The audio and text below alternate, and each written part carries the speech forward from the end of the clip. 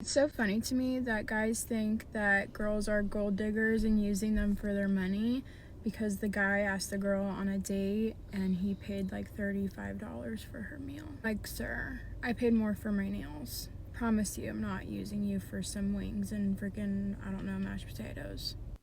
So she paid more for her nails. So if he spends more money on something else, a game or something that he wants, he's not using you in any way? Like, that's ridiculous. And I always hear women talking about how they do this stuff for themselves. They do their nails, their hair, they buy clothes for themselves. It's not for men's approval, but then they also expect men to pay for it. And some women assume, oh, I'm not a gold digger because I just went out for chicken and mashed potatoes. It goes much deeper than that. It's him consistently subsidizing your lifestyle. Gold diggers comes in all shapes and sizes. I mean, most men have dealt with someone that's used them, which just goes to show it's not always about luxury vacations or him buying you a car tomorrow type of thing. It's smaller but constant. And that can add up quite a bit over time. And a lot of men know that financially. And that's why they're cautious. It's crazy the extent I'm seeing to invalidate men's concerns over this. Oh, why would women do that? Women don't, like, are you serious? You can't agree that a lot of men have been used or they know someone who has been used. Using people is a common trait, unfortunately. There are tons of users out there. That is not far-fetched for a man to be like, yeah, I've dealt with a woman that has used me.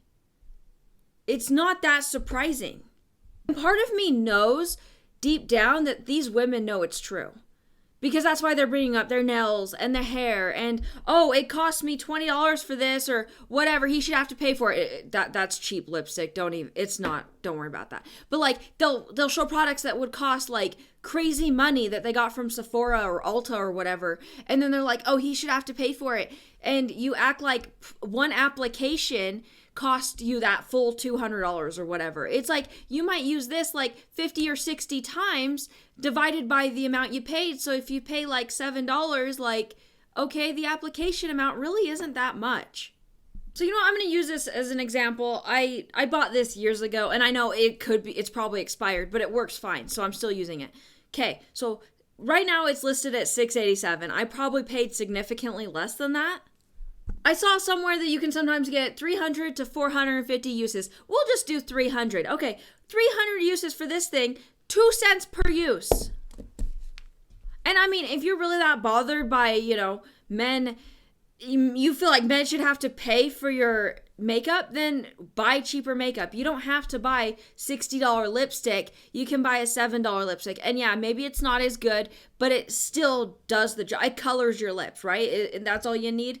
I mean, use marker. No, I'm just kidding. Don't do that because I could get in trouble for saying that. But like, it does its job. He doesn't need to pay for that. And a lot of men, if you were to say, hey, either I wear no makeup today or you have to pay for my makeup. A lot of men's like, okay, come without makeup. In fact, a lot of men would prefer that because women have gotten really good at putting on makeup. We see TikTok videos where she transforms her face. She doesn't even look like the same woman. Or men find out later it's like he was really attracted to her and then she takes off all her makeup and he's like, oh. So that's actually been used as a way of like kind of catfishing some men. So a lot of men are like, you know what? I don't care. That's why they say they prefer natural women. Men mean that. Like, yeah, they probably think you look absolutely gorgeous when you throw on a little bit of mascara, maybe some lip gloss or whatnot, but you don't need 72 pounds of makeup on your face. And if you're making him pay for it, he definitely doesn't want you wearing it. And I mean, I didn't want this whole video to be about me talking about makeup, but I bought this back in 24 in September for my wedding, actually. $10. And this is a popular brand called ColourPop that a lot of women like. None of these products are sponsored. It's just stuff I use. But yeah, I've been using it for almost 2 years, and it's still got quite a bit left. I still use it constantly. I bought a little separate little mini shadow so I can, because I ran out of some of the color. But like, again, men don't want to pay for that. And heck, I would argue if you use the cheaper stuff that doesn't cost $5,000, maybe he would be willing to pay for an eyeshadow palette once in a while. Especially if it's only once every couple years. Also, this is why I think it's essential for women to offer to pay. Even if you can't afford maybe the whole thing, offer offer to buy the dessert or a drink after or whatever it is that you can reasonably afford. I think for a lot of men, seeing a woman that wants to contribute in any way, you could bring him cupcakes on the date, you can banana bread, bake him some banana bread if you can bake. And little contributions like that mean a lot to men. If you're in a relationship where you're always on the receiving end as a woman, that's not fair and that's not normal or healthy. And I am so sick of the constant videos normalizing this. A lot of people like underestimate the small little transaction, a soda here and there, whatever. But over time, if someone doesn't have a lot of money to begin with, that's probably a bigger portion of their check than maybe someone who took you out for $1,000 dinner, but maybe they make a lot more kind of thing. So that's something worth considering, that anyone with any amount of money can potentially be used, and men's worries about that is completely valid.